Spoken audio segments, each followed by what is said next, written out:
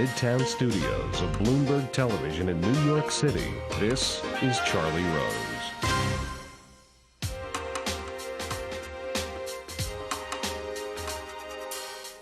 In his 6 years in office, President Alberto Fujimori of Peru has transformed that country, making its economy one of the fastest growing in its region and in the world. He brought an inflation rate of over 7,000% down to 10.2%. He defeated the Shining Path guerrillas that had been terrorizing that country for a long time. While there are those who say this president has too much power, some say that in his quest for a stable Peru, he has abused the rights of some of his citizens. He continues to advance his agenda for a thriving Peru, and he's here in this United States on a private visit, and we're pleased to talk to him about Peru, to talk to him about some of the issues that he sees facing his country and his region. Welcome back to the program. Thank you. Why are you here? Well, I am here for a private visit, first to meet the financial American community here in New York City, and then tomorrow in Washington and for 2 days. And what will you do in Washington? In Washington, I have a heavy program. I am going to meet President Clinton in the afternoon, and in the morning, we are going to make a presentation of the Princess of Ampato with Mrs.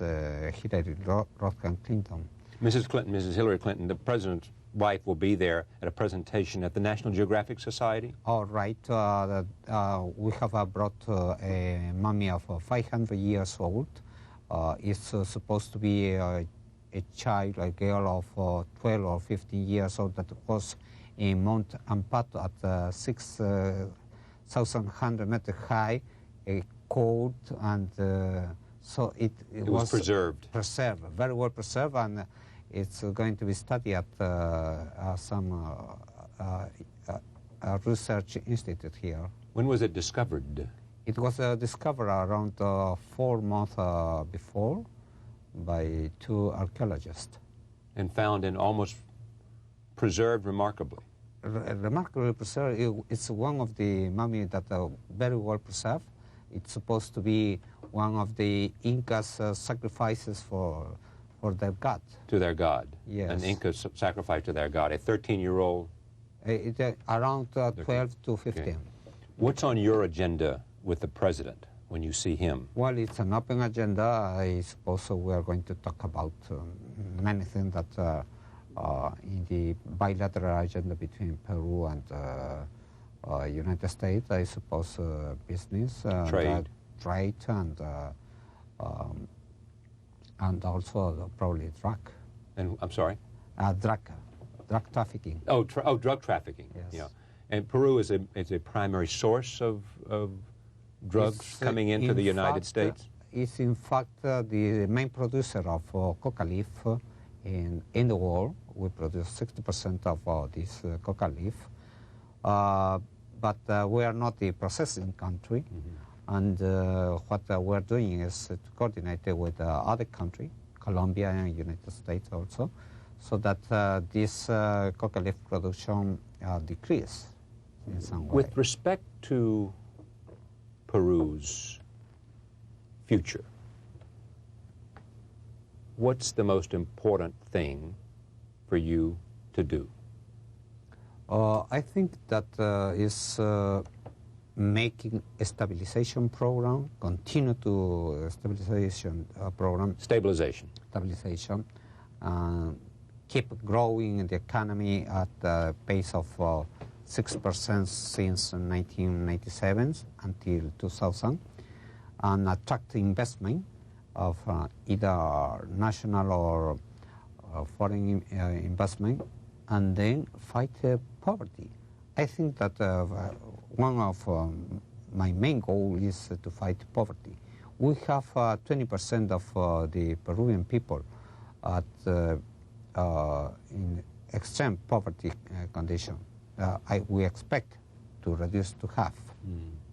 Let me ask you about Lori Berenson, the American woman who was convicted and sentenced to life imprisonment. Was her sentence too harsh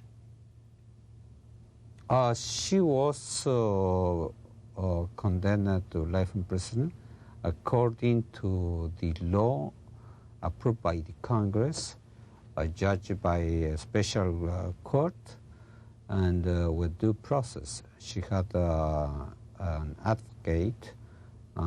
It was treated as any other Peruvian who were committed to terrorism. Now, in her declaration to the press, in her presentation, she confessed that she was part of this terrorist movement called Movimiento Revolucionario Tupac Amaru. She protected, she used to protect one of the leaders called Rincon Rincon. This is a similar case of one another woman, Peruvian in that case, that also protected another leader of Shining Path in that case, and this Peruvian woman also was condemned to life imprisonment. Peruvian woman. Peruvian woman. Anyway, what we have to do, America or Peru, is to fight terrorism in all ways. We have a special law for fighting terrorists. Don't forget that in 2 years and a half, we have ended practically both terrorist groups. It has been argued that the prosecution only asked for 30 years. Prosecution. Yes. Secondly, I believe she has said that she didn't know about activities, that while she had an association with the terrorist organization, she was not familiar with all of their activities. She made this declaration to the press, and she confessed that she was committed to this terrorism movement. And everybody now knew in Peru who was Rincon Rincon. He was the number 2 leader of this murderous terrorist group called Tupac Amaru. No question in your mind that she was a terrorist? She was a terrorist. Not that she was associating with terrorists, but that she was herself. After the judge, she was. And she was condemned in life prison according to the law, to a special law against terrorism. You have in the United States something like a faithful jury. Yes. And for special cases. We do have also a special court for this kind of terrorism.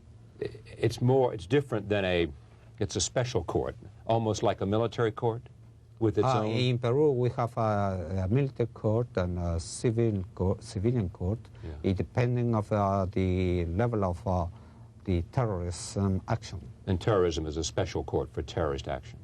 Yes. Yeah. Would you see her parents if they ask you?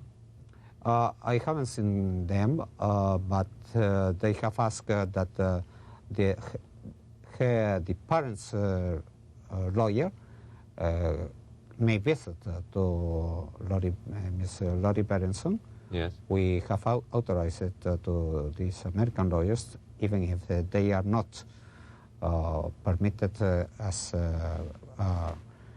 lawyers who may work in Peru, but as part of a team of the lawyer of Miss Lori Berenson, so they can go anytime they want to visit her. Have the parents asked to see you? Lori Berenson's parents asked to see you? I think that in some letter they have asked. And you've returned them down? Well, I haven't met any parents or family of any condemned terrorist, even on that Peruvian woman. Even the Peruvian woman.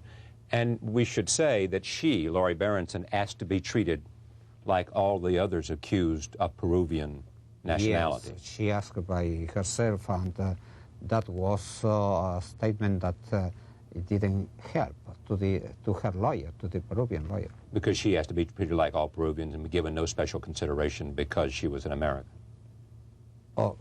Any citizen, either American, foreigner, or Peruvian, are treated by the same law. Last question. Does the United States, with its power, pay enough attention to Latin America? Well, I would say that it should pay more attention because we are thinking about NAFTA for 2005. Then I think that America should pay more attention. In fact, there are some measures that give advantage for America, for South America. For example, for my country, America has a special custom tariff. So this helps a lot for us. It's nice to have you visit us again. Thank you very much. President, pleasure. Thank you. We'll be right back. Michael Kramer is here. He just returned from Russia, where he has, on the cover of Time magazine, has written a cover story along with other Time magazine people, a special report on the upcoming election, a crucial election in Russia. The title, Russia, Back to the USSR, ? We'll do that after this break. Stay with us.